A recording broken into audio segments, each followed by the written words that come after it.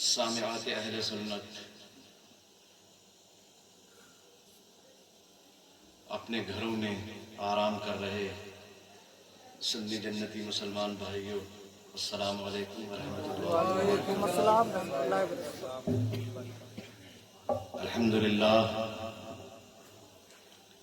الحمدللہ الذی ہدانا سواء الطریق وجعل لنا التوفیق خیر رفیق، والصلاة والسلام علی من ارسلہ ہدی هو بالاہتداء حقیق ونورا به الاقتداء یلیق، وعلى آلہ واصحابہ الذین سعدوا فی مناہج الصدق بالتصدیق وسعدوا في معارج الحق بالتحقيق۔ قال الله تبارك وتعالى في القرآن المجيد والفرقان الحميد: فاذكروا آلاء الله لعلكم تفلحون۔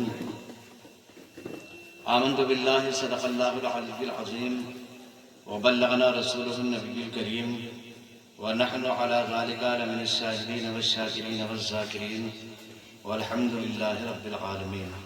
انتہائی عقیدت و محبت کے ساتھ ہم اور آپ مل کر ساقی حوض کوثر، ہم غریبوں کے سرور و یاور، محبوب داور، عبداللہ کے لخت جگر، آمنہ کے نور نظر، صاحب انا آتینا کل کوثر، صبح کائنات کے شمس ضحیٰ، شام کائنات کے بدر الدجا، یعنی روحی فدا ہو جناب محمد رسول اللہ صلی اللہ تعالی علیہ وسلم کے دربار گہربار میں درود پاک پڑھنے کی سعادت حاصل کر لیں۔ اللہم صلی علی سیدنا مولانا محمد وبارک وسلم، صلاۃ و سلام علیہ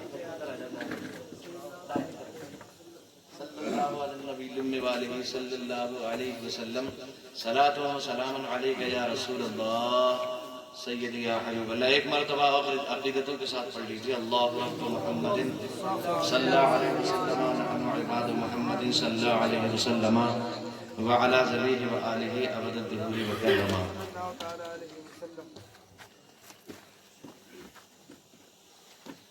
آج کا یہ عظیم الشان، کثیر البرکات، عظیم المقاصد جلسہ غوث اعظم، جس میں آپ کی اور ہماری مشترکہ حاضری ہوئی، اللہ کا لاکھ لاکھ بار شکر احسان ہے کہ اس نے ہمیں یہ جلسہ عطا فرمایا۔ اللہ تعالی ہم سب کی حاضریاں اس بارگاہ میں قبول فرمائے اور فیضان سرکار غوث اعظم سے ہم سب کو مالا مال فرمائے۔ آج کا یہ جلسہ جناب واصف صاحب، جو جناب ماجد کے چھوٹے بھائی ہیں، ان کی شادی خانہ آبادی کے تعلق سے منعقد ہوا ہے۔ اللہ تعالیٰ غوث اعظم کی اس مجلس کی برکت سے ان کی شادی میں برکتیں عطا فرمائے، اور ہم سب کو مولا تعالیٰ غوث اعظم کی محبتیں عطا فرمائے۔ میں بڑی تیزی کے ساتھ اپنی بات شروع کر کے اور بہت جلد ختم کرنے کی کوشش کروں گا۔ آپ حضرات ذرا ہوش و حواس کے ساتھ ایک مرتبہ کہہ دیجئے سبحان اللہ۔ ایک بج چکا ہے، تھوڑی دیر تقریر ہوگی، پریشان مت ہوئیے۔ کل سب کو شادی میں بھی جانا ہے، بہت سارے کام ہیں، بہت تیزی کے ساتھ میں آگے بڑھوں گا۔ ہم ماجد بھائی جو ہے وہ بڑے دیندار آدمی ہیں اور علماء نواز ہیں، علماء سے بڑی محبت کرتے ہیں ماجد بھائی۔ اللہ تعالیٰ ان کی عمر میں بھی پناہ برکت عطا فرمائے اور ان کے کاروبار میں بھی برکت عطا فرمائے۔ بڑی تیزی کے ساتھ میں اپنی بات شروع کر رہا ہوں، آپ ذرا میرا ساتھ دیں گے تو بہت اچھا لگے گا۔ 11ویں شریف کا مہینہ ہے، کئی راتیں جو ہیں مسلسل، اور آج تو جو ہم کو فون کیا گیا تھا تو ہم کو ہوش ہی نہیں تھا کہ کون بول رہا ہے ادھر سے۔ بہت تیزی کے ساتھ میں شروع کرنے جا رہا ہوں۔ دلوں سے درد کے کانٹے نکال دیتا ہے، دلوں سے درد کے کانٹے نکال دیتا ہے، دلوں سے درد کے کانٹے نکال دیتا ہے، نبی کا ذکر مصیبت کو ٹال دیتا ہے۔ سارے لوگ بولیں گے تو بہت زیادہ مزہ آئے گا. سارے لوگ ذرا ہاتھ اٹھا کے کہہ دیں سبحان اللہ.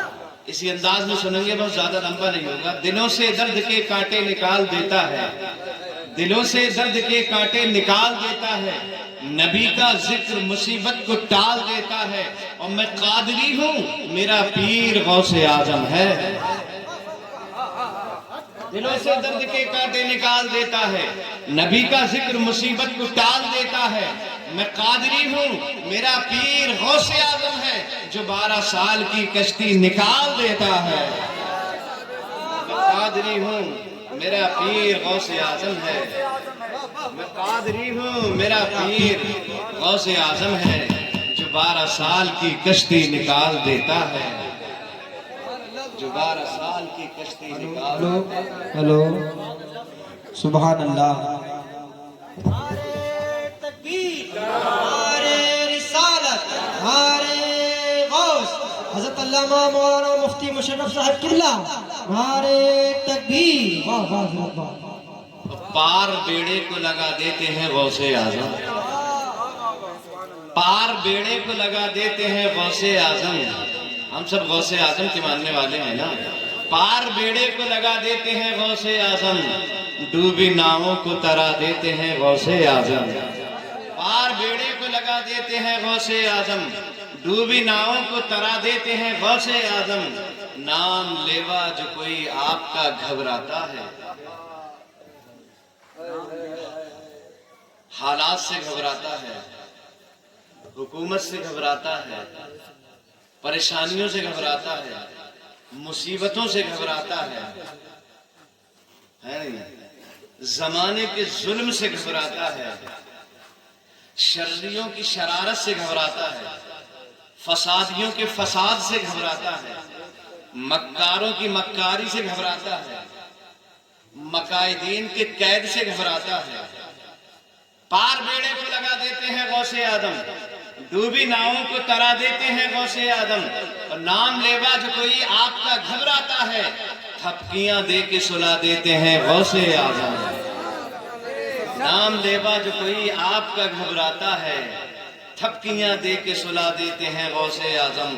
اور باخدا ایسی حمایت تو نہ دیکھی نہ سنی, باخدا ایسی حمایت تو نہ دیکھی نہ سنی, پاؤں پھسلے تو جما دیتے ہیں غوث اعظم. باخدا ایسی حمایت تو نہ دیکھی نہ سنی, پاؤں پھسلے تو جما دیتے ہیں غوث اعظم. اور قہر ایسا کہ جدا چیل کا سر تن سے تھا, قہر ایسا کہ جدا چیل سے سر تن, جدا چیل کا سر تن سے تھا. اور مہر ایسا کہ اڑا دیتے ہیں غوث اعظم, مہر ایسا کہ اڑا دیتے ہیں غوث اعظم. اور خدا کے فضل سے ہم پر ہے سایہ غوث اعظم کا, خدا کے فضل سے ہم پر ہے سایہ غوث اعظم کا.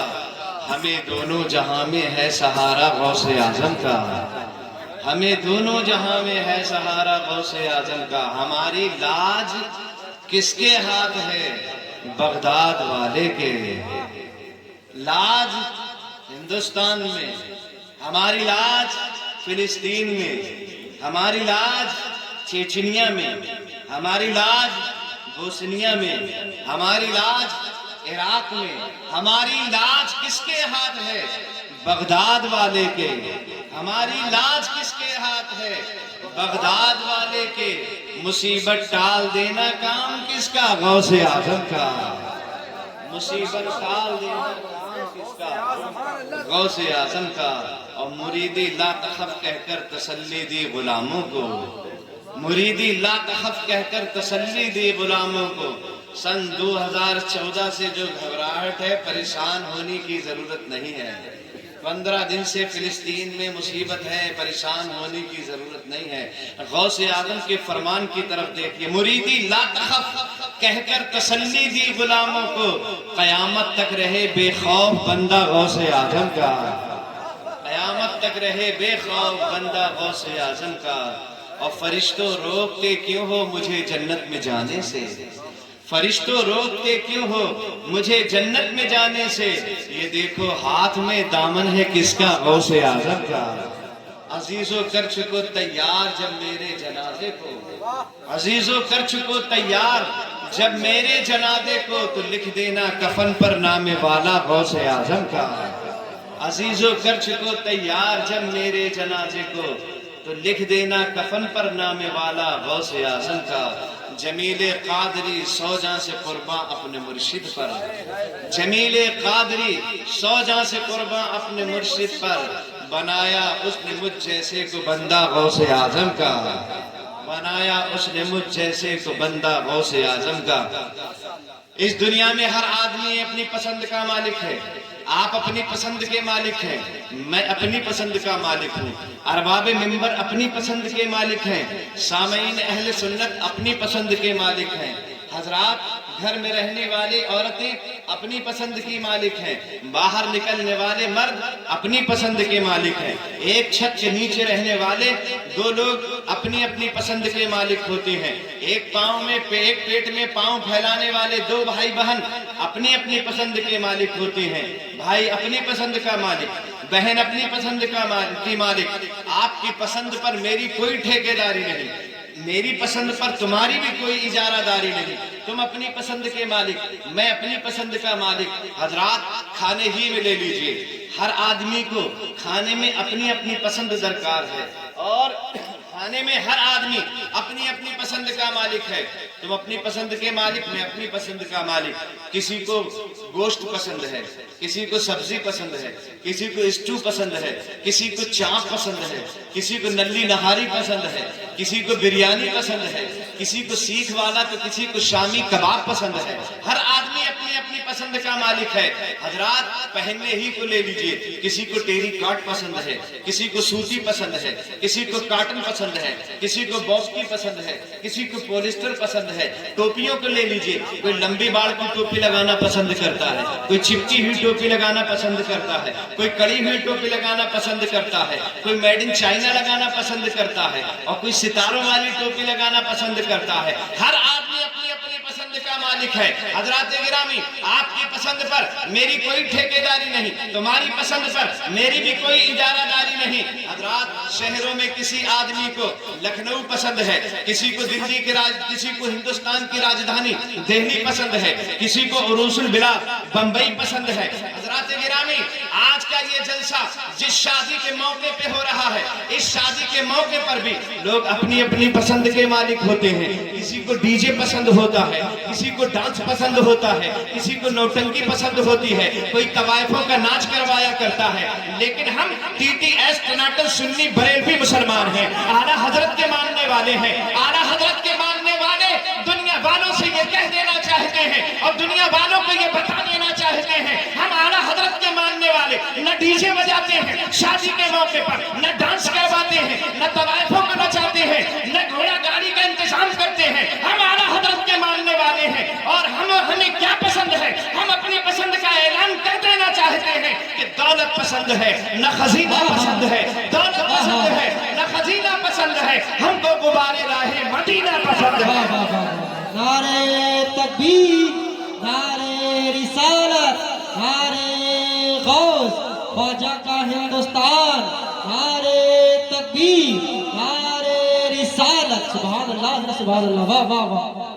اگر ماجد کی کوششیں نہ ہوتی تو شاید آج یہاں کچھ اور ہو رہا ہوتا، یہاں پر شاید آج ڈانس ہو رہا ہوتا، یہاں پر شاید آج ڈی جے لگا ہوتا، لیکن ماجد بھی کیا دیندار ہے، ماجد کا گھرانہ بھی کیا دیندار ہے، واسف بھی کیا دیندار ہے، یہ دولہا بھی کیا دیندار ہے، دولہا کے گھر والے بھی کیسے دیندار ہیں۔ ان لوگوں نے دنیا والوں کو بتا دیا کہ شادی ایسے بھی منائی جاتی ہے، شادی کا انتظام ایسے بھی کیا جاتا ہے۔ دولت پسند ہے، نہ خزینہ پسند ہے، ہم کو غبارے راہ مدینہ پسند ہے، اور لالوں میں ہے پسند ہمیں آمنہ کا لال، لالوں میں ہے پسند ہمیں آمنہ کا لال، شہروں میں ہم کو شہر مدینہ پسند ہے۔ بے شک بے شک، سبحان اللہ، سبحان اللہ، زندہ باد، زندہ باد۔ جناب واصف صاحب نے آج اپنی شادی کے موقع پر، ماجد بھائی نے اپنے بھائی کی شادی کے موقع پر غوث اعظم کا یہ جلسہ منعقد کر کے دنیا والوں کو ایک درس دے دیا ہے اور بتا دیا ہے کہ رضا کے ماننے والے شادی ایسے کرتے ہیں، اعلیٰ حضرت کے ماننے والے شادیاں ایسے کرتے ہیں. آج کا یہ جلسہ مصطفیٰ جان رحمت صلی اللہ علیہ وسلم کی ایک حدیث ملاحظہ کریں. سرکار فرماتے اذا مررتم بالریاض الجنت فرتعوا، اذا مررتم بالریاض الجنت فرتعوا. میرے صحابہ، جب تم جنت سے گزرا کرو اور تمہارا گزر جب جنت سے ہوا کرے گا تو اپنا حصہ لے لیا کرو. جب تمہارا گزر جنت سے، اذا مررتم بریاض الجنت فرتعوا، جب تمہارا گزر جنت سے ہوا کرے تو تم اپنا حصہ لے لیا. صحابہ نے عرض کیا یا رسول اللہ، دنیا میں اور جنت وہ کہاں ہے؟ کیا ہمارا گزر اس دنیا میں جنت میں بھی ہوتا ہے؟ سرکار دنیا میں جنت کہاں ہے؟ حضور فرماتے ہیں، سرکار فرماتے ہیں مجالس الذکر روضۃ من ریاض الجنہ، جہاں میرا ذکر ہوتا ہے، میرے رب کا ذکر ہوتا ہے. اور ایک روایت میں مجالس العلماء روضۃ من ریاض الجنہ، جہاں علماء کا تذکرہ ہوتا ہے، جہاں اولیاء کا ذکر ہوتا ہے. سرکار فرماتے ہیں جہاں خدا کا ذکر ہوتا ہے، اس کے محبوب کا ذکر ہوتا ہے، اس کے محبوبوں کا ذکر ہوتا ہے، وہ جگہ ہی تو جنت ہوتی ہے. وہی جگہ جنت ہوتی ہے جہاں اللہ کا اور اللہ کے پیاروں کا ذکر ہوتا ہے. حضرات، آج ہم لوگ ذکر کی مجلس میں بیٹھے ہوئے ہیں، اور ذکر کی مجلس میں بیٹھنے کا مطلب یہ ہے کہ ہم جنت میں بیٹھے ہوئے ہیں. ہم جنت میں بیٹھے ہیں. جنت میں بیٹھے ہوئے ہیں. اچھا، جس دن سے اس جلسے کی بنیاد رکھی گئی تھی اور لوگوں کے کانوں میں اس جلسے کی آواز پہنچی تھی، اس ذکر کی آواز لوگوں کے کانوں میں جس دن سے پہنچی تھی، اسی دن سے اللہ کی رحمت نازل ہونا شروع ہو گئی.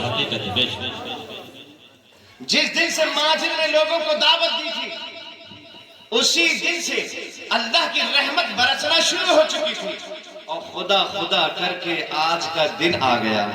عشاء کی نماز میں لوگ اپنے اپنے گھروں سے اس ذکر میں شامل ہونے کی غرض سے کپڑے بدل کر، اچھے دھلے ہوئے صاف ستھرے کپڑے بدل کر، ٹوپیاں لگا کر اس ذکر کی محفل میں آنے کے ارادے سے اپنے گھر سے نکل گئے. مصطفیٰ فرماتے ہیں میرے ذکر کی مجلس کی طرف اگر میرا امتی اپنے گھر سے نکلتا ہے تو گھر سے لے کر اس مجلس تک جتنے قدم اٹھتے ہیں، ہر قدم کے بدلے میں اللہ تعالیٰ 1000 سال کی عبادت عطا فرماتا ہے. نعرہ تکبیر، نعرہ رسالت، علماء اہل سنت، نعرہ تکبیر، نعرہ رسالت.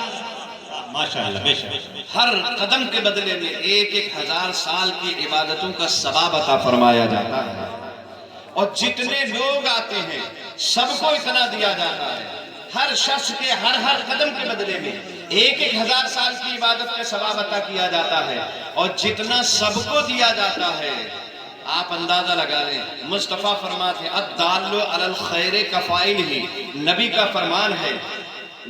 مصطفیٰ فرماتے ہیں الدال علی الخیر کفائل ہی، مطلب یہ ہے کہ جتنا سب کو ثواب ملا ہے اتنا تنہا اس کو ملتا ہے جو اس ذکر کی دعوت دیا کرتا ہے. بے شک، صحیح بات ہے. تنہا اسے دیا جاتا ہے جو اس ذکر کی دعوت کرتا ہے، اس ذکر کی طرف بلاتا ہے.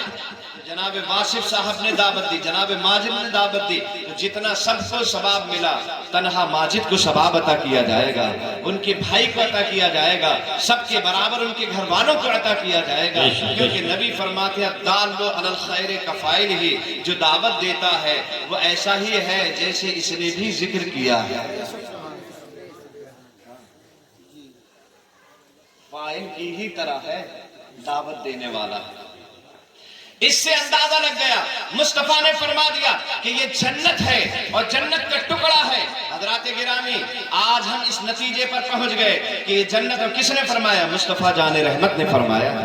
کوئی اور کہتا تو نہیں مانا جا سکتا تھا، لیکن اگر پھر بھی کوئی آدمی یہ کہے کہ حضرت ہمیں تو دکھائی نہیں دیتا، یہی بیٹا ہے، اسی بیٹے کے مسلمان ہیں، یہی بیٹے کی گلیاں ہیں، انہی گلیوں میں ہم بیٹھے ہیں، یہیں اسٹیج بنا دیا گیا ہے، یہیں شامیانہ لگا دیا گیا ہے، یہیں مسلمانوں کا یہ ہجوم ہے، ہمیں تو دکھتا نہیں یہ جنت ہے۔ حضرات نہیں دکھتا یہ ایک الگ بات ہے، اگر اللہ چاہے تو اس بات پر قدرت رکھتا ہے، وہ اسے دکھا دے کہ یہ جنت ہے، لیکن وہ دکھاتا نہیں ہے۔ اس بات پہ اللہ کی قدرت ہے نا، ان اللہ علی کل شیء قدیر، بے شک اللہ ہر شے پر قادر ہے۔ وہ اگر چاہے تو دکھا سکتا ہے کہ یہ دیکھو یہ ٹکڑا جس میں ذکر رسول ہو رہا ہے، میرے محبوب کا تذکرہ ہو رہا ہے، یہ دیکھو جنت ہے، یہ دیکھو۔ اگر اس نے دکھا دیا تو وہ بھی آ جائیں گے جو ابھی تک نہیں آئے ہیں۔ بے شک صحیح بات ہے۔ اس لیے نہیں دکھاتا ہے کہ وہ بھی آ جائیں گے جو چادر اوڑھے ہوئے سو رہے ہیں یا موبائل پہ اپنی انگلیاں گھما رہے ہیں، وہ بھی ابھی آ جائیں گے۔ لہذا دکھا کر کے منوانا نہیں چاہتا ہے، قدرت اس کی یہ ہے کہ وہ دکھا دے، لیکن قانون اس کا یہ ہے کہ وہ دکھا کر نہیں منوانا چاہتا، اپنے محبوب کی زبان سے کہلوا کر منوانا چاہتا ہے، وہ اپنے حبیب کے منہ سے کہلوا کر کے منوانا چاہتا ہے۔ اگر دکھا دے گا کہ یہ حصہ جنت ہے تو وسیلہ آنکھیں بنیں گی، اور محبوب کے کہنے سے مانا جائے گا یہ حصہ جنت ہے تو وسیلہ مصطفیٰ بنیں گے۔ بے شک سبحان اللہ سبحان اللہ، نعرہ تکبیر، نعرہ تکبیر، نعرہ رسالت، علماء اہل سنت حضرت علامہ مفتی مشرف حسین صاحب قبلہ، نعرہ تکبیر، نعرہ رسالت۔ وہ اپنے حبیب کی زبان سے کہلوا کر منوانا چاہتا ہے۔ اب جو مصطفیٰ کے کہنے سے مان جائے گا اس کو کہ یہ جنت کا حصہ ہے، وہی وفادار ہوگا، اور جو نہیں مانے گا وہ غدار ہوگا۔ اور اہل سنت والجماعت کا تو حال یہ ہے کہ ایک دیکھنے والے کا کہا مان لیا، یا رسول اللہ ہم نے آپ کے کہنے سے خدا کو خدا جب مان لیا تو اس مجلس کو جنت کیوں نہیں مانی؟ بغیر دیکھے ہوئے ہم نے آپ کے کہنے پر خدا مان لیا، اللہ کو خدا مان لیا، اپنے رب کو رب مان لیا آپ کے کہنے سے، تو اس مجلس کو کیوں نہیں مانیں گے کہ یہ جنت ہے؟ ایک دیکھنے والے کا کہا مان لیا ہے، بن دیکھے تجھے ہم نے خدا مان لیا ہے۔ تو سرکار علیہ السلام کی اس مجلس مبارک میں آپ بیٹھے ہیں اور شادی کے تعلق سے محفل کا انعقاد ہو رہا ہے۔ آج اکثر لوگوں میں یہ اعتراض ہے کہ یہ اہل سنت والجماعت، یہ اعلیٰ حضرت کے ماننے والے، یہ رضوی حضرات اتنے نعرے کیوں لگاتے ہیں؟ نعروں پہ بڑا اعتراض ہے، اور لوگوں کے اعتراض یہ کہ نعرے بڑھتے ہی جا رہے ہیں، نعرے بڑھتے ہی جا رہے ہیں، جیسے جیسے وقت بڑھ رہا ہے ویسے ویسے نعرہ بڑھ رہا ہے، جیسے جیسے وقت بڑھ رہا ہے ویسے ویسے نعرہ بڑھ رہا ہے۔ حضرات اعتراض کرنے والا تو ہر چیز پر ہی اعتراض کرتا ہے، جس کو آپ پر اعتراض ہے وہ آپ کے چہرے سے اعتراض کرے گا، آپ کے چلنے سے اعتراض کرے گا، اٹھنے بیٹھنے پہ اعتراض کرے گا، آپ کے کپڑوں پہ اعتراض کرے گا، آپ کے شکل صورت پہ اعتراض کرے گا، آپ کے بچوں پر اعتراض کرے گا، آپ کے گھر پر اعتراض، جیسے اعتراض کرنا ہے وہ تو اعتراض کرے گا، اسے کوئی روک نہیں سکتا، سمجھے؟ یہ محبت سے تعلق رکھتی ہیں یہ باتیں۔ تو نعروں پر اعتراض کرنے والے اگر یہ اعتراض کر رہے ہیں کہ نعرے کیوں بڑھتے جا رہے ہیں، یہ رضا والے نعرے، پہلے ہوتا تھا نعرے تکبیر اللہ اکبر، نعرہ رسالت یا رسول اللہ، نعرہ حیدری یا علی، سمجھے، نعرہ غوثیہ یا غوث اعظم، لگتا تھا نا نعرہ، نعرہ تحقیق یا ابو بکر صدیق، یہ سب نعرے، اور اب جو ہے لگانے لگے لوگ مسلک کے اعلیٰ حضرت زندہ باد، بستی بستی، قریہ قریہ، تاج الشریعہ تاج الشریعہ، اب یہ سب نعرے بڑھتے جا رہے ہیں بڑھتے جا رہے ہیں، لوگ اس پر اعتراض کرتے جا رہے ہیں کرتے جا رہے ہیں، لیکن انہیں یہ سمجھ لینا چاہیے ہم اہل سنت والجماعت ہیں، ہم الحمدللہ بہت جلد کسی نہ کسی نتیجے پر ضرور پہنچ جاتے ہیں۔ ہم ایسے نہیں ہیں کہ کسی چیز کو تماشائی بنے دیکھتے رہے ہیں اور نتیجے پہ نہ پہنچے، ہم اعلیٰ حضرت کے ماننے والے نتیجے پہ فوراً پہنچ جاتے ہیں، اور یہ فکر ہم کو امام احمد رضا نے عطا فرمائے ہیں۔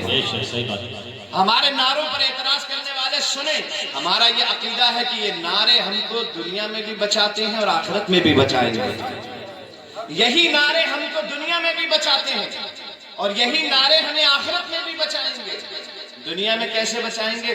جب ہم نے کہا مسلک اعلیٰ حضرت زندہ باد تو وہاں بھی دور بھاگ جائے گا،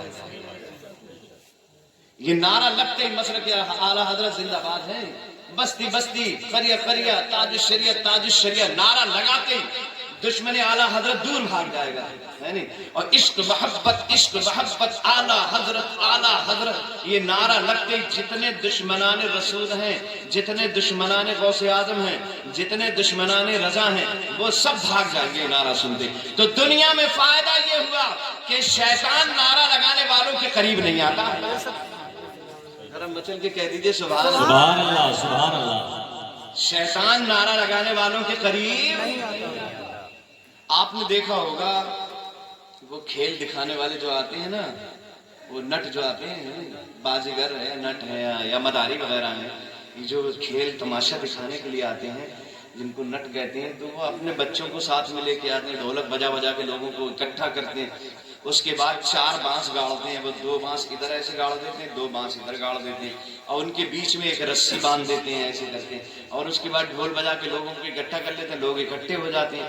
پھر وہ اپنے اس بچے کو جس کو وہ ٹرینڈ کر دیتے ہیں، وہ اس بچے کو اس کے اوپر چڑھاتے ہیں۔ دیکھیے نعروں سے قیامت میں ہمیں کیا فائدہ ہونے والا ہے یہ دکھانا۔ دنیا میں یہ فائدہ ہے کہ یہ نعرے شیطان کی شرارت سے بچاتے ہیں، اور دنیا میں کیا فائدہ وہ بھی سن لیجئے۔ یہ جو تماشا دکھانے والا ہے جب اپنے بچے کو چڑھاتا ہے تو وہ بچہ بھی اوپر چڑھنے کے بعد رسی پہ چلنے کی کوشش کرتا ہے، اور جیسے ہی وہ رسی پہ آ کے اپنا پاؤں رکھتا ہے اور آگے بڑھنے کی کوشش کرتا ہے تو تھوڑا رسی ایسے ہلتی ہے، اس کے پاؤں ڈگمگاتے ہیں، ہے نہیں؟ اور اس کو گھبراہٹ ہوتی ہے کہ نیچے نہ گر جائے۔ باپ بھی تڑپتا ہے نیچے سے میرا بچہ کہیں ڈس بیلنس ہو کر کے زمین پر نہ گر جائے۔ پاؤں رکھتا ہے وہ، اور اس کے بعد ایسے اس کا پاؤں ہلتا ہے، نیچے سے ایک دم اس کا باپ ایک ڈنڈا پکڑا دیتا ہے، ایک لاٹھی اس کے ہاتھ میں دے دیتا ہے، ایک بانس دے دیتا ہے، اور وہ بچہ بانس کو بالکل بیچوں بیچ میں ایسے پکڑ لیتا ہے، اور پکڑ کر بانس کا بیلنس دونوں طرف برابر کر لیتا ہے، ادھر اور ادھر دائیں بائیں دونوں طرف بانس کا بیلنس برابر کر لیتا ہے، اور بیچوں بیچ میں ایسے کر کے وہ بانس کو پکڑ لیتا ہے۔ جیسے ہی بیلنس برابر ہوتا ہے بچہ کھٹ سے اپنا قدم آگے بڑھا دیتا ہے، صحیح بات ہے۔ اور بیلنس برابر کر کے بانس کا بچہ آگے بڑھ جاتا ہے، یہاں سے وہاں تک پوری رسی آسانی کے ساتھ پار کرتا چلا جاتا ہے۔ بلا تشبیہ مجھے کہہ لینے دیا جائے، قیامت کے دن جب جہنم کے اوپر ایک راستہ بنایا جائے گا، اور وہ راستہ بال سے زیادہ باریک ہوگا، تلوار سے زیادہ تیز ہوگا، اس پر جب لوگ قدم رکھیں گے حضرات تو اس کا حال یہ ہوگا، کوئی گرتا پڑتا ہوگا، کوئی لڑکھڑاتا ہوگا، کوئی کٹ کٹ کے جہنم میں گر رہا ہوگا، لیکن دیوانہ رسول اعلیٰ حضرت کا ماننے والا، غوث اعظم کا چاہنے والا، یہی نعرہ لگانے والا جب اس پل پر سے گزارا جائے گا، اس کا قدم جیسے ہی لڑکھڑائے گا، حضرات یہ نعرے میں کہتا تھا غوث کا دامن نہیں چھوڑیں گے، اعلیٰ حضرت کا دامن نہیں چھوڑیں گے، مفتی اعظم کا دامن نہیں چھوڑیں گے۔ حضرات گرامی یہی نعرے ہیں، جب اس کے قدم لڑکھڑائیں گے تو غوث اعظم کا دامن اس کے ہاتھ میں آ جائے گا، مفتی اعظم کا دامن اس کے ہاتھ میں آ جائے گا، اعلیٰ حضرت کا دامن اس کے ہاتھ میں آ جائے گا، بیلنس برابر ہو جائے گا، اور رضا کا چاہنے والا اس پار سے اس پار ہو جائے گا۔ نعرہ تکبیر، نعرہ رسالت، علماء اہل سنت، مسلک اعلیٰ حضرت، نعرہ غوث، نعرہ حیدری، حضرت علامہ و مولانا مفتی مشرف حسین صاحب قبلہ، شہنشاہ خطابت، علماء اہل سنت، نعرہ تکبیر، نعرہ رسالت۔ سبحان اللہ سبحان اللہ۔ اور پھر مسلک اعلیٰ حضرت کے نعرے پہ اعتراض کرنے والے ذرا دیکھیں تو یہ جو مسلک کا نعرہ لگایا جاتا ہے کیوں لگایا جاتا ہے؟ وہ لوگوں کے اندر یہ کنٹروورسی پیدا کرنا چاہتے ہیں کہ یہ نیا مسلک ہے، اور یہ بھرم پیدا کرنا چاہتے ہیں لوگوں کے اندر کہ یہ نیا مسلک ہے، نیا نعرہ ہے، نئے مسلک کا نعرہ نہیں لگایا۔ کہ 5واں مسلک کہاں سے آ گیا؟ نادانوں کو یہ سمجھنا چاہیے 5واں مسلک نہیں ہے۔ اعلیٰ حضرت کا مسلک کوئی یتیم مسلک نہیں ہے جس کا کوئی گوہارو نہ ہو۔ اعلیٰ حضرت کا مسلک کوئی یتیم مسلک نہیں ہے۔ امام اہل سنت کا مسلک کوئی بانجھ مسلک نہیں ہے، ہے نہیں ہے، یتیم مسلک نہیں ہے جس کا کوئی سہارا دینے والا نہ ہو۔ اعلیٰ حضرت کا مسلک تو ایسا ہے کہ 15 صدیوں کے اولیاء اس کی پشت پر کھڑے ہوئے ہیں۔ واہ بے شک بے شک۔ 15 صدیوں کے اولیاء اس کی پشت پناہی کر رہے ہیں۔ یہ مسلک ایسا مسلک ہے اعلیٰ حضرت کا مسلک۔ ہاں سرکار فرماتے امتی امت مرحومت، میں نے تمہارے سامنے نبی کی بولی بولی، سنیو تم نے اپنی زبان بھی نہ کھولی، تڑپ کے کہہ دو سبحان اللہ۔ اس لیے کہ گاؤں کا چودھری بولتا ہے تو بات ہوتی ہے، امیر بولتا ہے تو بات ہوتی ہے، مالدار بولتا ہے تو بات ہوتی ہے، سرمایہ دار بولتا ہے تو بات ہوتی ہے، کارخاندار بولتا ہے تو بات ہوتی ہے، عزت دار بولتا ہے تو بات ہوتی ہے، نیتا ابھینیتا بولتا ہے تو بات ہوتی ہے، M L A M P بولتا ہے تو بات ہوتی ہے، وزیر و منتری بولتا ہے تو بات ہوتی ہے، لیکن میرا نبی جب بولتا ہے تو حدیث پاک ہوتی ہے۔ سبحان اللہ، بے شک بے شک۔ آقا فرماتے امتی امت مرحومت، میری امت امت مرحومہ ہے، میری امت پر رحم کیا گیا ہے، میری امت ایسی ہے جس پر رحم کیا گیا ہے۔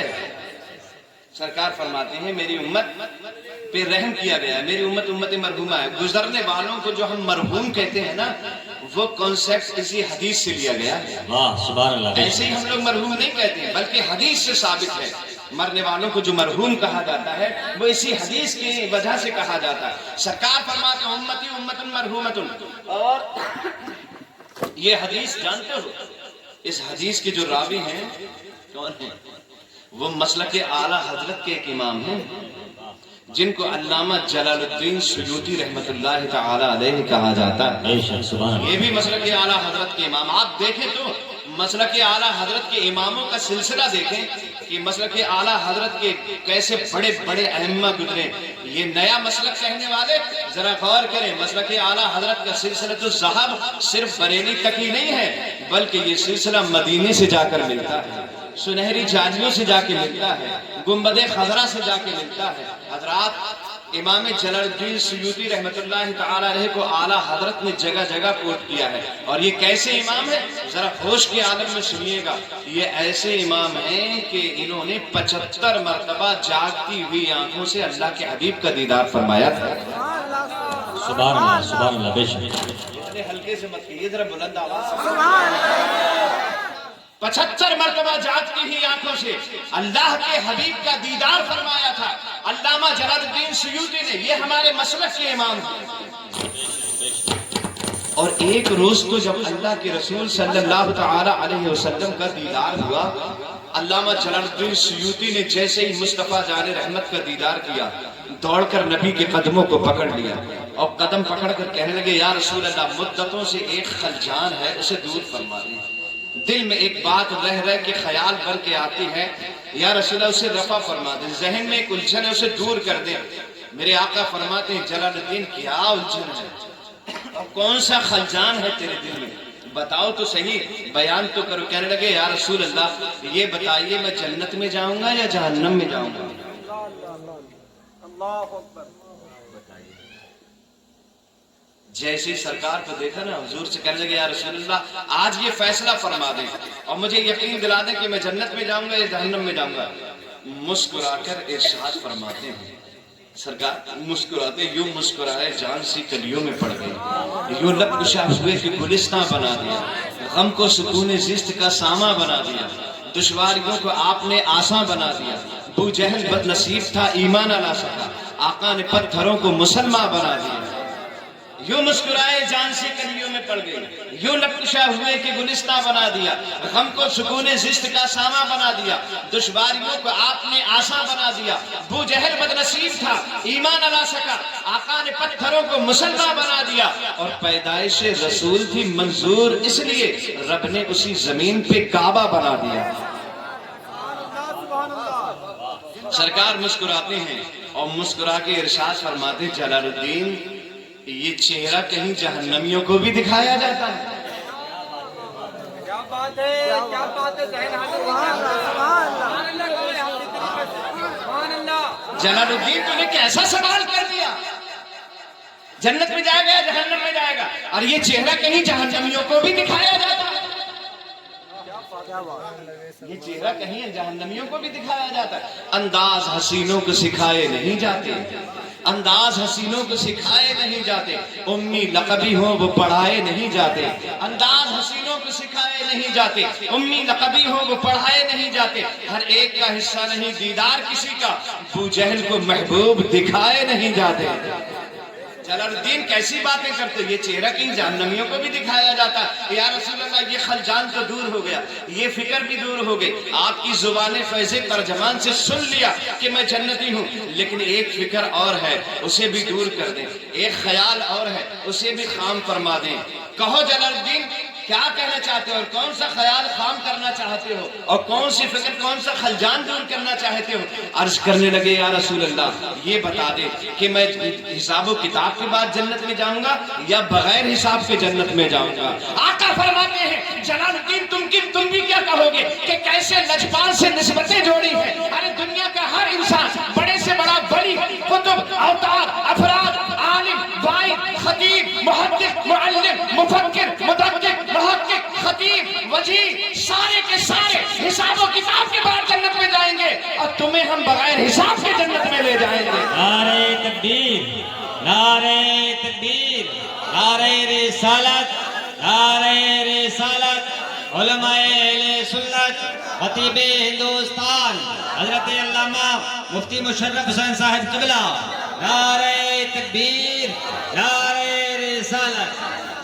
ماشاءاللہ، واہ، سبحان اللہ۔ اور مسلک اعلیٰ حضرت پہ اعتراض کرنے والوں ذرا مسلک اعلیٰ حضرت کے ایک امام کو اور دیکھو، مسلک اعلیٰ حضرت زندہ باد پہ اعتراض کرنے والوں ذرا دیکھو ہمارے مسلک کے ایک امام کو اور دیکھو۔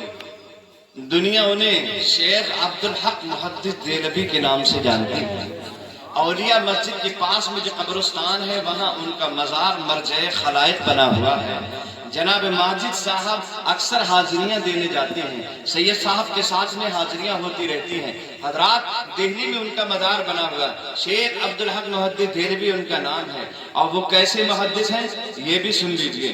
ہندوستان میں بڑے سے بڑے بزرگ، بڑے سے بڑے ولی آئے ہیں، یہاں پہ ایک طرف حضرت قطب المدار تشریف لائے ہیں، تو ایک طرف بہرائچ کے غازی بابا سید سالار تشریف لائے ہیں، ایک طرف اجمیر کے شہنشاہ معین الدین تشریف لائے ہیں، ایک طرف کچھوچا کے مخدوم تشریف لائے ہیں، ایک طرف مارہرہ کے برکت اللہ آئے ہیں۔ حضرات لیکن مجھے یہ کہہ لینے دیا جائے، ہندوستان میں مدار صاحب آئے لیکن حدیث لے کر نہیں آئے ہیں، حضرت سید سالار آئے ہیں لیکن حدیث لے کر نہیں آئے ہیں، ہندوستان کے بادشاہ غریب نواز آئے ہیں لیکن حدیث لے کر نہیں آئے ہیں، مخدوم اشرف جہانگیر آئے ہیں لیکن حدیث لے کر نہیں آئے ہیں۔ حدیث کا امام بن کر اگر کوئی ہندوستان میں آیا ہے تو وہ شیخ عبدالحق محدث دہلوی بن کے آیا ہے۔ ہندوستان میں رسول اللہ کی حدیثیں لے کر آیا ہے تو شیخ عبدالحق محدث دہلوی لے کر کے آیا ہے۔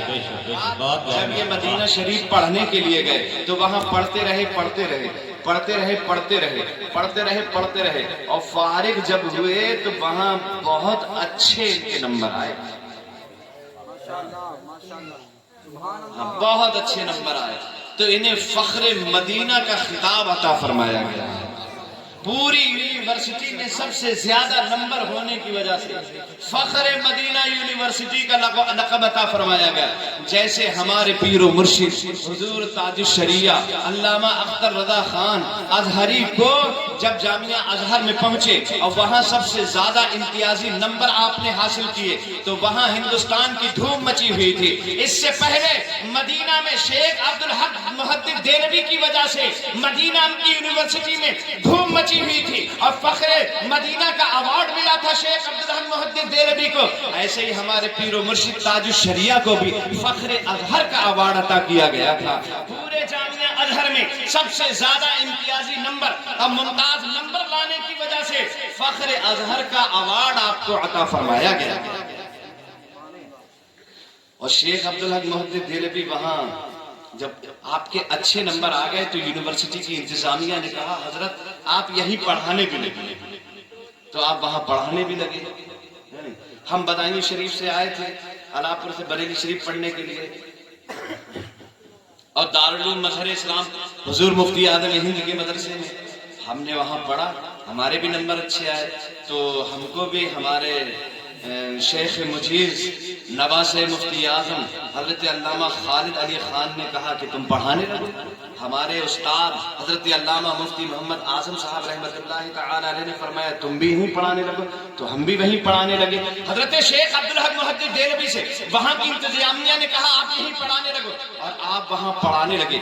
تقریباً 13 سال تک وہاں آپ نے لگاتار پڑھایا ہے۔ اور ان 13 سالوں میں جانتے ہو کیا ہوتا تھا؟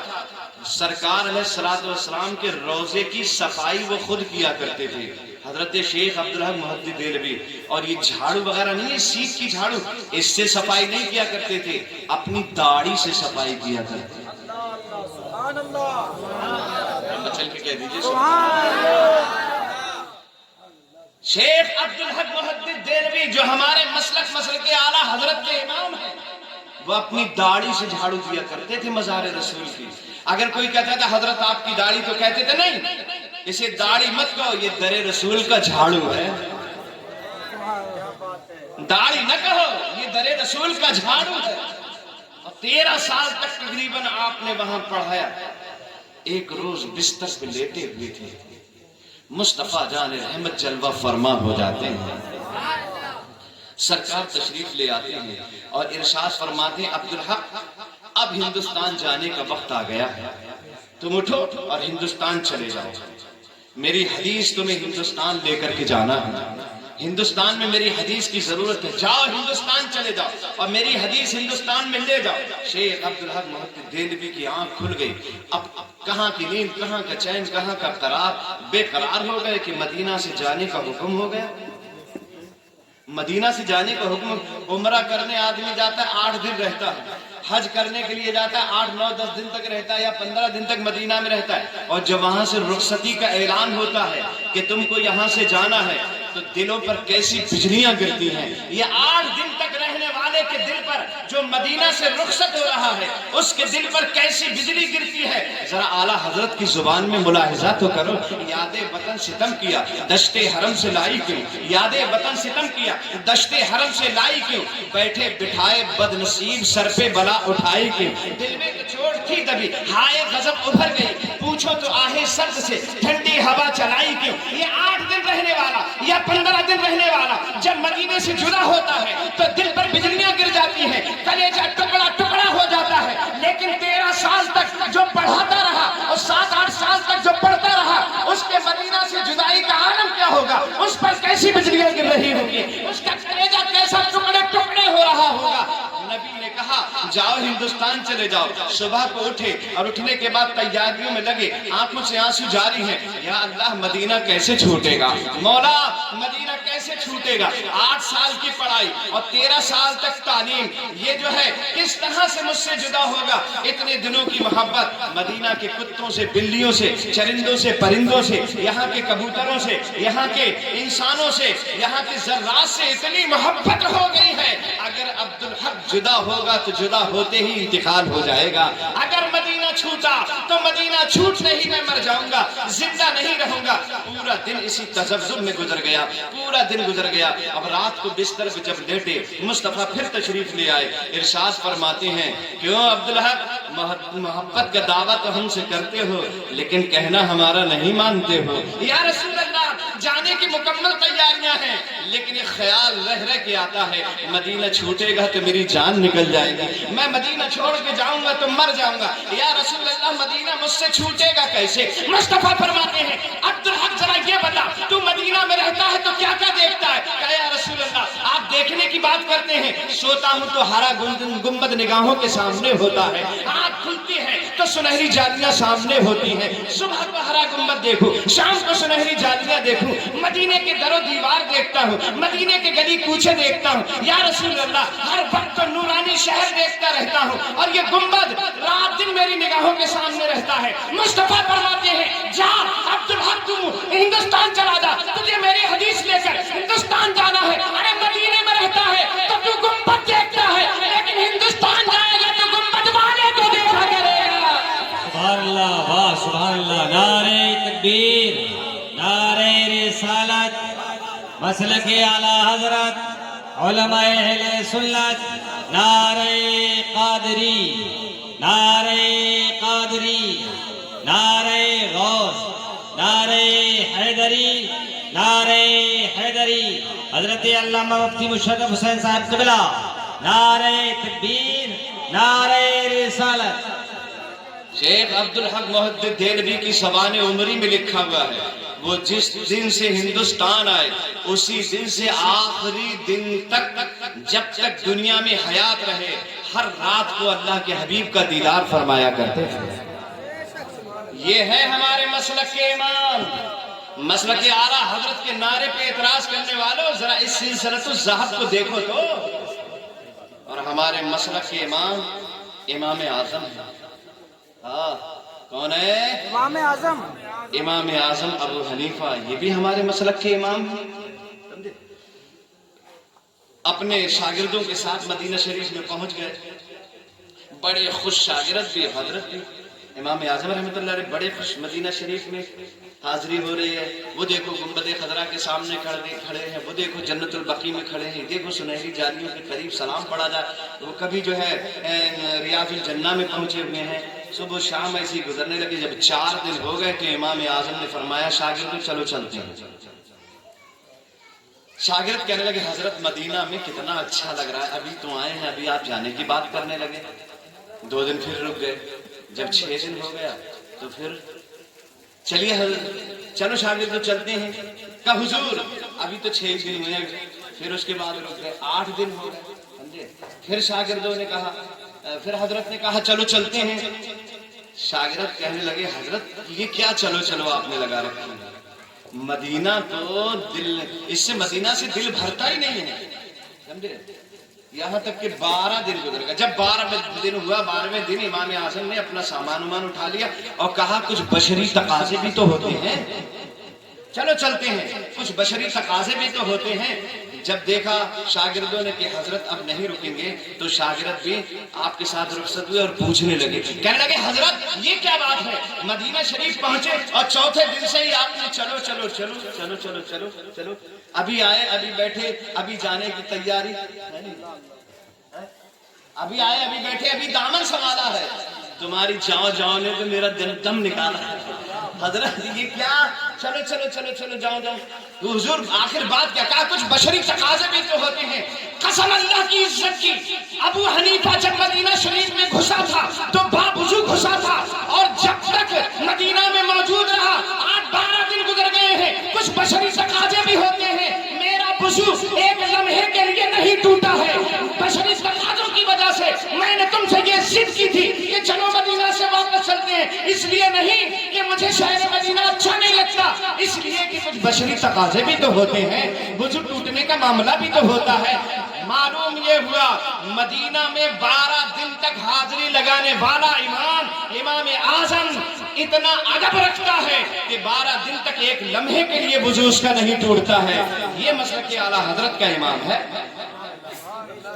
نعرہ تکبیر، نعرہ رسالت، یا رسول اللہ، نعرہ رسالت، یا رسول اللہ، مسلک اعلیٰ حضرت زندہ باد، مسلک اعلیٰ حضرت زندہ باد، مفتی مشرف صاحب قبلہ زندہ باد، مفتی مشرف صاحب قبلہ زندہ باد، نعرہ تکبیر۔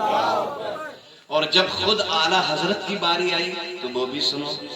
مکہ شریف سے ہو گئے فارغ، تمام ارکان سے فارغ ہونے کے بعد، حج کے تمام ارکان سے فارغ ہونے کے بعد اب رخصتی کی جیسے ہی باری آئی تو کعبہ شریف کی طرف نظر ڈالی۔ کعبہ شریف میں ایک پرنالہ تھا، اس پرنالے کو میزاب زر کہتے ہیں۔ کیا کہتے ہیں؟ میزاب زر، وہ سونے کا پرنالہ ہے، اور وہ پرنالہ چھت میں لگا ہوا ہے، جیسے ہمارے یہاں چھتوں میں پرنالہ پانی کو گرنے کے لیے لگا دیتے، ایسے ہی کعبہ شریف کی چھت میں بھی پرنالہ لگا دیا گیا، وہ سونے کا پرنالہ ہے۔ اعلیٰ حضرت فاضل بریلوی جس طرف دیکھتے ہیں بڑی گہرائی اور گہرائی سے دیکھتے ہیں، انہیں ہر طرف جلوے نظر آتے ہیں محبوب کے۔ جب لاکھوں لوگوں نے، کروڑوں لوگوں نے حج کا طواف، کعبے کا طواف کیا، حج کیا، اور لاکھوں کروڑوں لوگوں نے میزاب زر دیکھا، وہ پرنالہ دیکھا کعبے کا، لیکن یہ بات کسی کے ذہن میں آئی نہیں، آئی تو بریلی کے احمد رضا کے ذہن میں آئی۔ آپ نے دیکھا ہوگا ایک ایرو کا نشان ہوتا ہے، جسے تیر کا نشان بھی کہتے ہیں۔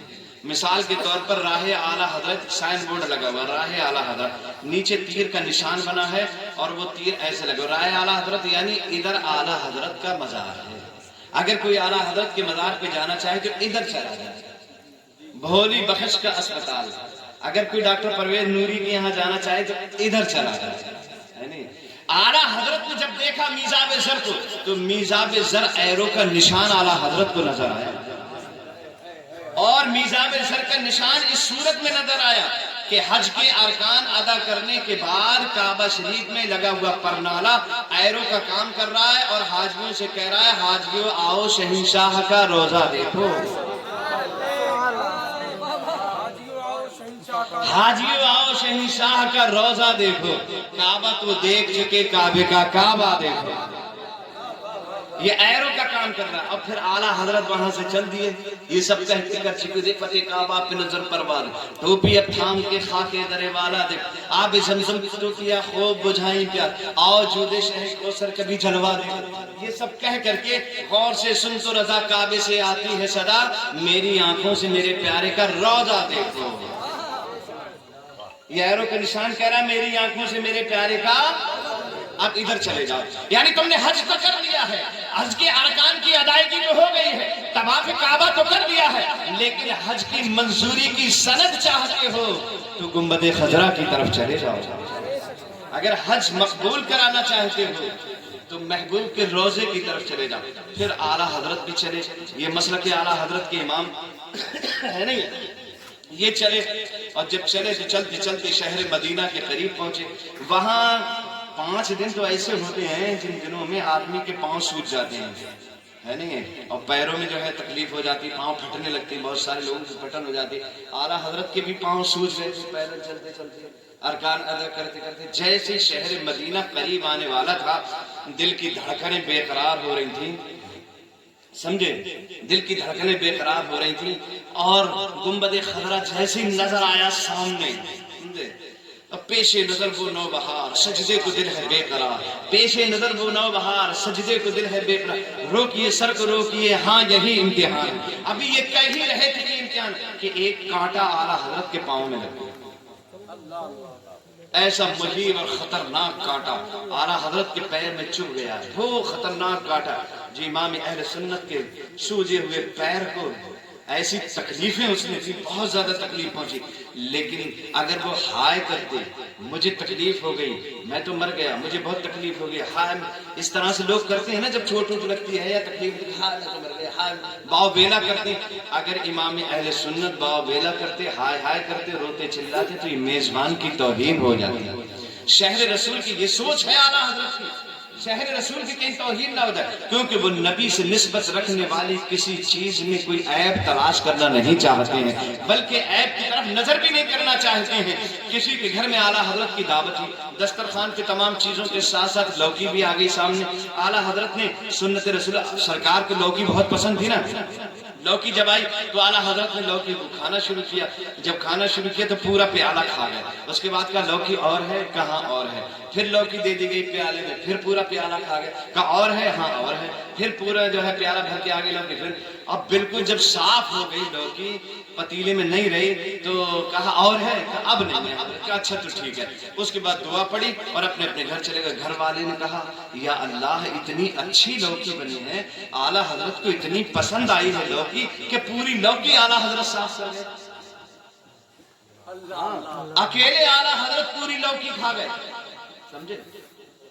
گھر والوں نے انگلی سے اس کے پتیلے میں ادھر ادھر جو لگی ہوئی تھی اس کو لگا کے چاٹ کے جب دیکھا تو خدا کی قسم تھو تھو تھو تھو کرنے لگے گھر والے، اف، اتنی تیکھی اور اتنی کڑوی، اتنی خراب بنی ہوئی لوکی اعلیٰ حضرت کھا کیوں گئے۔ جب معلوم کیا گیا تو پتہ چلا امام اہل سنت نے ارشاد فرمایا لوکی میرے رسول کی پسندیدہ غذا ہے، لوکی میرے رسول کی پسندیدہ کھانا ہے میرے رسول کا۔ اگر میں یہ کہتا لوکی خراب بنی ہے تو رسول کی پسندیدہ چیز کو خراب کہتا، اور احمد رضا اس تیکھی لوکی کو کھانا تو گوارا کر سکتا ہے، لیکن کوئی بھی دسترخوان پہ بیٹھا ہوا لوکی کھانے کے بعد تھو تھو کرے یا لوکی میں عیب نکالے، یہ احمد رضا کو گوارا نہیں ہے۔ تو کسی کی نوبت ہی نہیں آنے دی اعلیٰ حضرت نے لوکی کھانے کی، خود ہی سب صاف کر گئے تاکہ کوئی بھی اعلیٰ حضرت کے سامنے رسول اللہ کے ان کے محبوب کی پسندیدہ چیز کا عیب نکالے، پسندیدہ چیز کی برائیاں نکالے، اس لیے اعلیٰ حضرت نے پوری لوکی کھا لی۔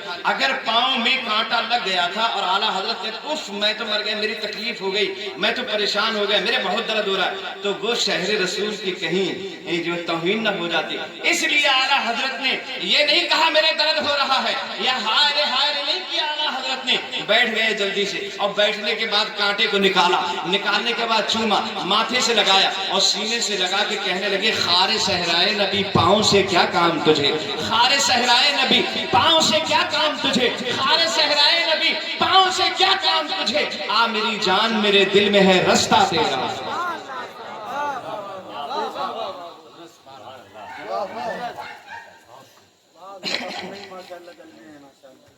خار صحرائے نبی پاؤں سے کیا کام تجھے، آ میری جان میرے دل میں ہے رستہ تیرا۔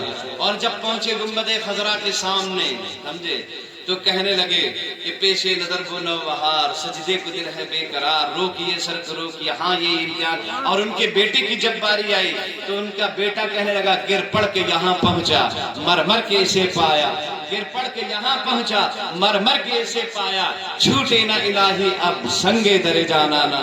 تو سب نے اپنے اپنے انداز میں کیا۔ امام احمد رضا جب وہاں پہنچے تو اعلیٰ حضرت نے دیکھا کہ مسجد نبوی میں بائیں طرف گنبد خضرا بنا ہوا ہے۔ حضرات بائیں طرف گنبد خضرا جب اعلیٰ حضرت نے دیکھا تو تڑپ گئے، مچل کے رہ گئے۔ حدیث رسول پہ نظر پہنچی، حدیث پاک میں لکھا ہوا ہے، سرکار فرماتے ان اللہ یحب التیامن، بے شک اللہ دہنے کو پسند کرتا ہے، حتی التنعم والترجل، یہاں تک کہ کنگھی کرنے میں بھی اور جوتا پہننے میں بھی، یعنی کنگھی کرے تو پہلے داہنی طرف کا بال کاڑے، جوتا پہنے تو پہلے داہنے پیر کا جوتا پہننا چاہیے، کھانا شروع کرے تو داہنے ہاتھ سے کھانا شروع کرنا چاہیے، کسی کو کچھ دے تو داہنے ہاتھ سے دے، کسی سے کچھ لے تو داہنے ہاتھ سے لے، کسی کو اشارہ کرے تو داہنے ہاتھ سے اشارہ کرنا چاہیے۔ ان اللہ یحب التیامن، بے شک اللہ دہنے کو پسند کرتا ہے۔ لیکن اعلیٰ حضرت کے دل میں خیال آیا اللہ تو دہنے کو پسند کرتا ہے اور رسول اللہ کا روضہ بائیں طرف کیوں بنا ہوا؟ ہاں خود ہی سوال کر رہے ہیں اعلیٰ حضرت۔ کہیے آپ شیر، یہ ہمارا شیر ہے، آگے آ جائے، خود ہی سوال کر رہے ہیں۔ دیکھیے کہہ رہے کہ ہر چیز کو جب اللہ دہنے کو پسند کرتا ہے، دہنی طرف سے، تو اپنے محبوب کے روضے کو بائیں طرف کیوں رکھا ہے؟ مسجد نبوی میں دائیں طرف ہونا چاہیے نا، بائیں طرف کیوں رکھا ہے؟ یہ خود ہی اعلیٰ حضرت نے سوال کیا، اور خود ہی جب غور کیا اس کے اوپر تو غور کرنے پہ پتہ چلا انسان کے جسم میں ایک پرزہ ایسا ہے جس پرزے کو دل کہا جاتا ہے، اور وہ دل جو ہے وہ قالب کہلاتا ہے، وہ پورے جسم کو کنٹرول کرتا ہے، وہ دل جو ہے وہ پورے جسم کو کنٹرول کرتا ہے۔ دل صحیح رہتا ہے تو پورا جسم صحیح رہتا ہے، دل بگڑ جاتا ہے تو پورا جسم بیکار ہو جاتا ہے، جسم بے جان ہو جاتا ہے۔ دل جب تک موجود رہتا ہے جسم میں جان رہتی ہے، دل جب تک کام کرتا ہے جسم بھی کام کرتا رہتا ہے۔ دل کمزور پڑ جائے تو جسم بھی کمزور ہو جاتا ہے، دل مردہ ہو جائے تو جسم بھی مر جاتا ہے۔ یہ امام احمد رضا نے جب غور کیا تو بات سمجھ میں آ گئی کہ رسول اللہ کا روضہ مبارکہ جو ہے وہ پوری دنیا کے دل کی حیثیت رکھتا ہے، پوری دنیا جسم کی حیثیت رکھتی ہے، روضہ رسول دل کی حیثیت رکھتا ہے۔ اعلیٰ حضرت فاضل بریلوی فرماتے ہیں، کیونکہ وہاں کہہ چکے تھے حاجیو آؤ شہنشاہ کا روضہ دیکھو، کعبہ تو دیکھ چکے، کعبے کا کعبہ دیکھو۔ جب روضہ رسول کو کعبے کا کعبہ کہہ چکے ہیں اعلیٰ حضرت، تو اب یہ کہہ رہے ہیں کہ کعبے سے اگر تربت شہ فاضل ہے، ہاں کعبے سے اگر تربت شہ فاضل ہے تو بائیں طرف اس کے لیے کیوں منزل ہے؟ سبحان اللہ، بس تقریر ختم ہونے والی ہے۔ کعبے سے اگر تربت شہ فاضل ہے، کیونکہ کہہ چکے تھے نا کعبے کا کعبہ دیکھو، کعبے سے اگر تربت شہ فاضل ہے تو بائیں طرف اس کے لیے کیوں منزل ہے؟ اس فکر میں جب دل کی طرف دھیان گیا سمجھے یہ جسم ہے اور یہ مرکز دل ہے۔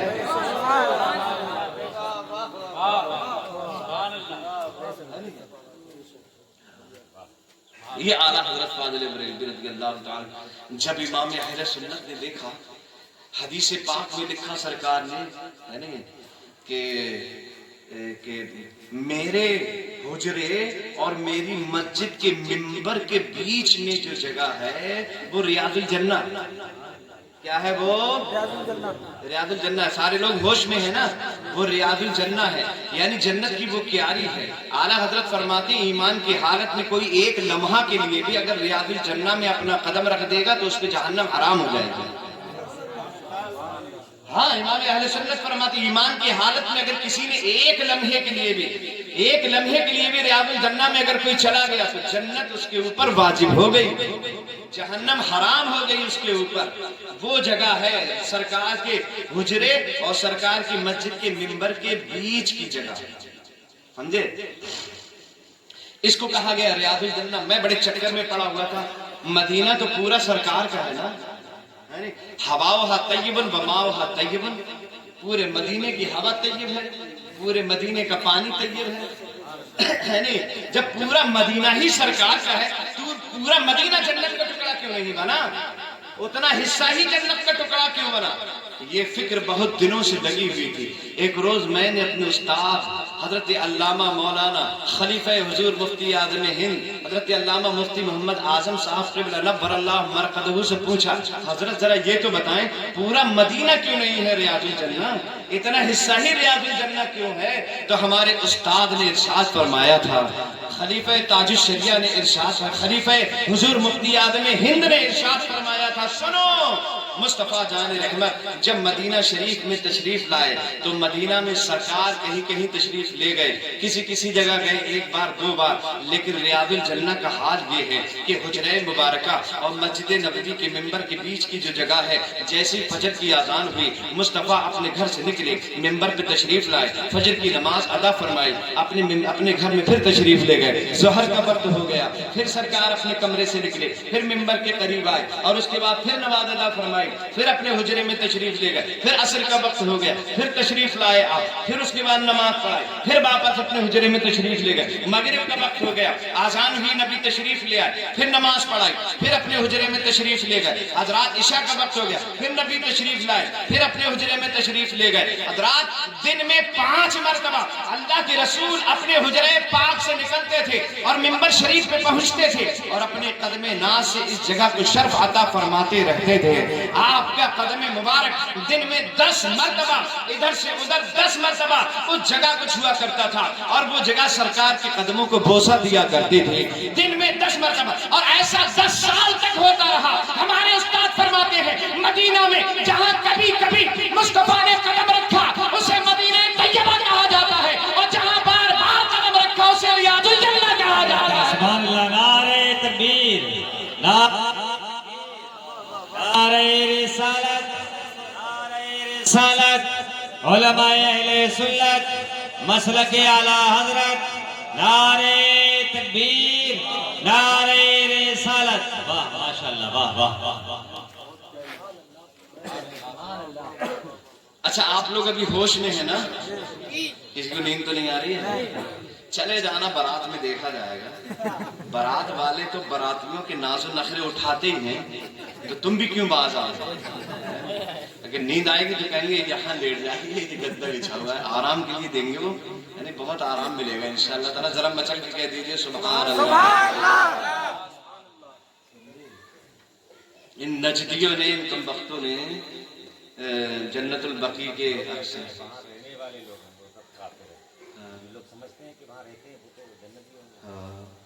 ہم بتا رہے ہیں نا، جو ایمان کی حالت میں ریاض الجنہ میں چلا جاتا ہے۔ آپ ایمان کی حالت بھی تو دیکھیے پہلے، اور ایمان کی حالت، ایمان کی قید اعلیٰ حضرت نے لگا دی ہے، ایسی تھوڑی کہا ہے کہ وہ کوئی بھی اگر چلا جائے گا ریاض الجنہ میں تو وہ جنتی ہو جائے گا۔ ایمان کی حالت میں جو ریاض الجنہ میں چلا جائے گا وہ جنتی ہو جائے گا، ہے نہیں ہے؟ تو اب کس کس کا ایمان باقی ہے وہ سب جانتے ہیں، فتویٰ ہی بریلی کا موجود ہے نہیں ہے؟ تو سرکار اعلیٰ حضرت کے جو ہے نظر میں وہی حدیث پاک سرکار نے ارشاد فرمایا کہ ماں کی وجہ سے مدینہ شریف میں جاتے ہیں، مسجد نبوی میں 8-10 نمازیں پڑھنے کے لیے، 40 نمازیں پڑھنے کے لیے نہیں جاتے، 8 5 40 وہ کہتے ہیں نا، نجدی وہابی کہتے ہیں وہاں 40 نمازیں ادا کی جاتی ہیں۔ تو ہم اہل سنت والجماعت 40 نمازیں پڑھنے نہیں جاتے ہیں، ہم تو رسول اللہ کی وجہ سے جاتے ہیں، سرکار کے تربت انور کا نظارہ کرنے کے لیے جاتے ہیں۔ جب امام اہل سنت نے دیکھا کہ حضور نے فرمایا جس نے میری تربت کی زیارت کی اس پہ میری شفاعت واجب ہو گئی، اور تربت کے ادھر ادھر تو دیواریں کھڑی کر دی ہیں، ہے نہیں؟ اللہ، دیواریں کھڑی کر دی ہیں، اور پھر کہیں جو ہے ایسا نہ ہو इस तुरबत किसी को ये तुरबत नजर आ जाए, पर्दे छत से लेकर के जमीन तक पर्दे लटका दिए, कहीं किसी सुन्नी की नजर पहुंच ना जाए अंदर, कहीं सुन्नी के ऊपर शफाअत वाजिब हो ना जाए। इतना नजदियों ने शैतानी काम किया है। हाँ, छत से लेकर नीचे तक, समझे आप? मस्जिद नबवी और गुंबद खजरा की बात करते हैं। मस्जिद नबवी जानते हैं कैसी बनाई है? इन कमबख्तों ने थोड़ी बनाई है, इन नजदियों ने थोड़ी बनाई है, तो तुर्की के लोगों ने बनाई है। और कितनी शान और शौकत के साथ बनाई है वो भी सुनो। आला नस्ल और आला खानदान के बच्चों को इकट्ठा किया गया, उन बच्चों को हाफिज कुरान बनाया गया, वो तजवीद के साथ हाफिज कुरान बने, और वो बच्चे मस्जिद नबवी की ईंटों के करीब लाकर बिठा दिए गए। जहाँ मस्जिद नबवी बनने से पहले ईंटें लगी हुई थी, बुनियाद रखने से पहले, मस्जिद नबवी तामीर होने से पहले जहाँ ईंटें रखी हुई थी, उन हाफिज कुरान बच्चों को ला करके वहां बिठाया गया। जब एक ईंट उठाई जाती थी और मस्जिद नबवी में लगाने के लिए ले जाई जाती थी, तो पहले उस पर एक खत्मे कलामे पाक किया जाता था। जरा मचल के कह दीजिए सुभान अल्लाह। एक मर्तबा खत्मे कलामे पाक किया जाता था, पूरा पूरा कुरान पाक एक ईंट पर पढ़ा जाता था, और उसके बाद फिर वो ईंट मस्जिद नबवी में लगाई जाती थी। इतने इश्क मोहब्बत के साथ तुर्की के दीवानों ने मस्जिद नबवी तामीर कराई थी। और जानती गुंबद खजरा उन्होंने कैसे बनाया था? गुंबद खजरा आप कहेंगे हजरत क्या ये, मैं कहूंगा कि हजरत ये बताइए गुंबद खजरा काय का बना हुआ है? आप कहेंगे ईंटों का बना हुआ है, मैं कहूंगा नहीं। आप कहेंगे सुर्खी चूने का बना हुआ है, मैं कहूंगा नहीं। आप कहेंगे कंक्रीट का बना हुआ, मैं कहूंगा कंक्रीट का बना हुआ, मैं कहूंगा नहीं। आप कहेंगे कि जो है वो सीमेंट का बना हुआ है, मैं कहूंगा नहीं। तो फिर हजरत काय का बना है? मैं बताऊं आपको, गुंबद खजरा लकड़ी का बना हुआ है। काय का बना हुआ है? हरा हरा गुंबद जो बना हुआ है वो काय का बना है? लकड़ी का बना हुआ है गुंबद खजरा। आप कहेंगे मुफ्ती साहब लकड़ी कौन सी लकड़ी? क्या बबूल की लकड़ी से बना? मैं कहूंगा नहीं। क्या केकर की लकड़ी से बना? मैं कहूंगा नहीं। क्या पीपल की लकड़ी से बना? मैं कहूंगा नहीं। आम की लकड़ी से बना? नहीं। क्या नीम की लकड़ी से बना? नहीं। तो कौन सी लकड़ी से बना? सुनिए, तुर्की के आशिकों ने एक बीज कलेक्ट किया, और बीज लाने के बाद उसको अपने हलाल और तैयब पैसे से एक जगह खरीदी, और उस जगह के बीचों बीच में वो बीज डाला, और बीज डाला हजरात गिरामी जमीन में। उस बीज की जमीन में डालने से लेकर उसकी कोपल निकलने से लेकर के, उसकी पाँव फटने से लेकर के, उसके तने बनने तक, उसकी शाखों तक, उसके तनावर दरख्त बनने तक, उसके कटने तक, उसके तख्ता बनने तक, जो उसकी आबियारी की गई थी वो दुनिया के पानी से नहीं की गई थी, बल्कि आबे ज़मज़म से की गई थी। आबे ज़मज़म से सैराब किया हुआ दरख्त, उस दरख्त के तख्ते काट करके गुंबद खजरा बनाया गया। जब नजदियों ने जन्नतुल बकी के मज़ारात को गिराया, और नजदियों के एक मुफ्ती ने ये आर्डर कर दिया, ये फतवा दे दिया कि गुंबद खजरा को गिरा देना चाहिए। गुंबद खजरा सबसे बड़ा बुत है, ये दुनिया का सबसे बड़ा बुत है। मआज़ल्लाह कह लो, मआज़ल्लाह रब्बिल आलमीन, दुनिया का सबसे बड़ा बुत है, इस बुत को गिरा देना चाहिए। जब इन वहाबियों के मुफ्ती ने फतवा दिया था कि गुंबद खजरा को गिरा देना चाहिए, और ये फतवा प्रिंट मीडिया के जरिए, इलेक्ट्रॉनिक मीडिया के जरिए से दुनिया में फैला, तुर्की के आशिकों ने जैसे ये फतवा देखा कि ये उन्हीं का हक बनता था, पूरी दुनिया ना बोली, तुर्की के आशिक बोले, ए सुनो खबीसो सुनो, अगर सऊदिया में गुंबद खजरा नजर नहीं आएगा तो दुनिया के नक्शे में सऊदिया भी नजर नहीं आएगा। नारे तकबीर, नारे रिसालत, मसलक आला हजरत, उलमाए अहले सुन्नत, नारे हैदरी, नारे हैदरी, नारे तकबीर, नारे रिसालत। कम वक्तों ने लटका दिए पर्दे, और वो पर्दे भी इतने लंबे लंबे, छत से लेके जमीन तक, कहीं बरेलवियों की नजर जो है वो तुरबत रसूल पे ना पड़ जाए। और फिर इधर जो है वो गुंबद खजरात है, लेकिन आला हजरत का मसलक बस यही काम आता है, मसलक के आला हजरत यही काम आता है। तुमने नादानो इसलिए कब्र अनबत छुपाई है, रसूलुल्लाह के मजार पर दीवारें उठाई हैं, वहां पर्दे लटकाए हैं, ताकि कोई सुन्नी उनके मजार को न देख सके। अरे नादानो सुनो, ये अहमद रजा फतवा देता है, अगर किसी ने गुंबद खजरा भी देख लिया तो वो ऐसा ही है जैसे उसने कब्र रसूल को देख लिया। तो कब्र रसूल देखने से जब शफाअत वाजिब हो जाती है, तो हरा गुंबद देखने से भी शफाअत वाजिब हो जाती है।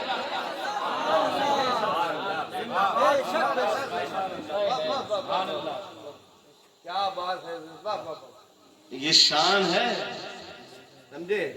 اعلیٰ حضرت فاضل بریلوی رضی اللہ تعالیٰ عنہ کی سنو، بس اس کے بعد ختم، صلاۃ و سلام کے لیے تیار ہو جاؤ۔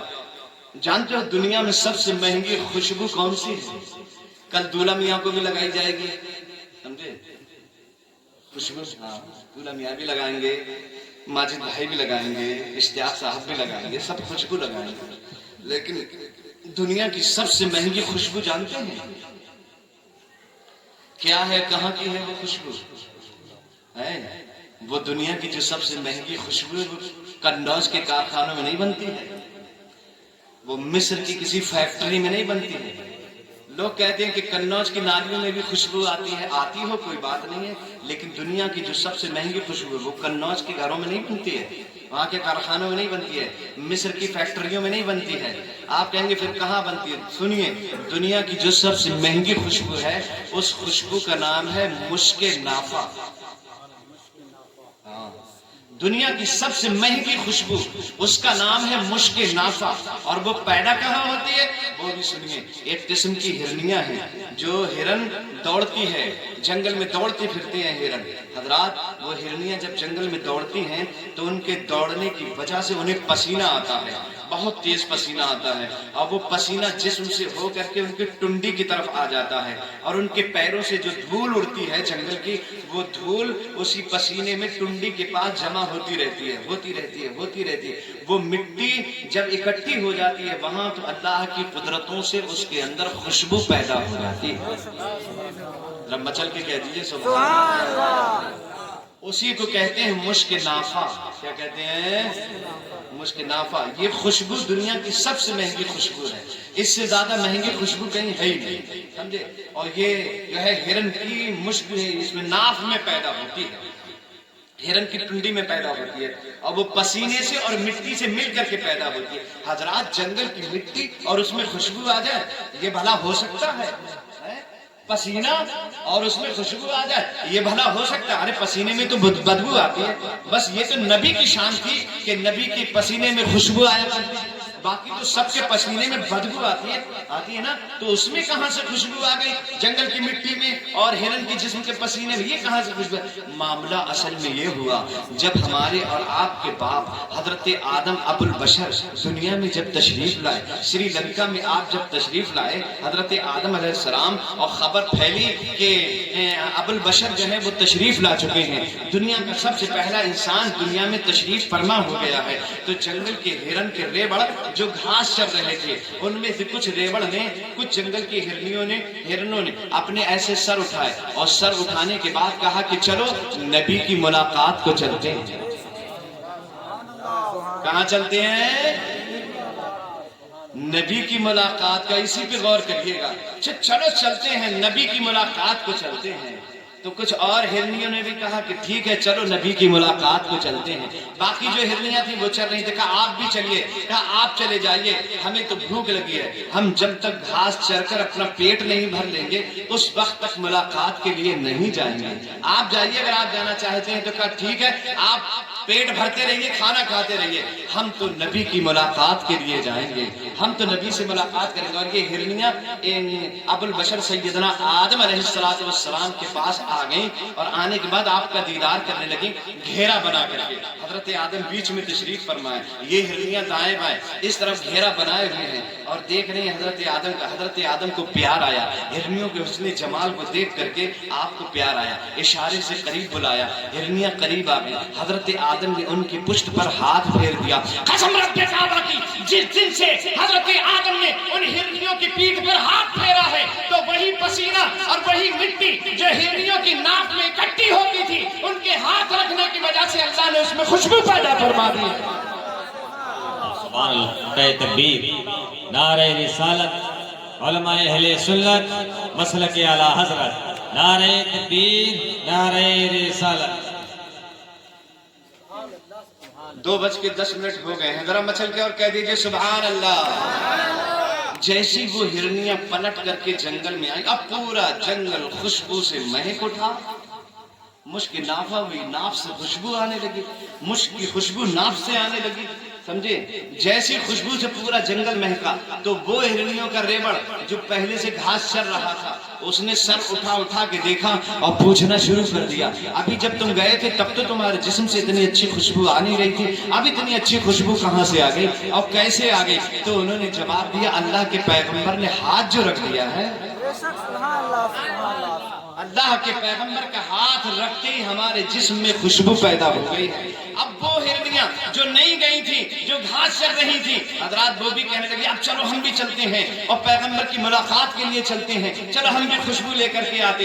हजरात अब ये हिरनियों का रेबड़ पहुंचा और हजरत आदम अलैहिस्सलाम के करीब जाकर ये हिरनियों का रेबड़ भी खड़ा हो गया। हजरत आदम ने इन्हें भी प्यार से अपने करीब बुलाया और इनके ऊपर भी हाथ फेर दिया, लेकिन इनके अंदर मुश्क की खुशबू नहीं आई, इनके जिस्म से खुशबू नहीं आई। जब ये लौट करके जंगल में पहुंची तो ये उन हिरनियों से कहने लगी, तुम कैसी बात करती हो, पैगंबर का हाथ रखने की वजह से खुशबू आई, हमारे ऊपर भी पैगंबर ने हाथ रखा था लेकिन हमारे अंदर तो खुशबू नहीं आई।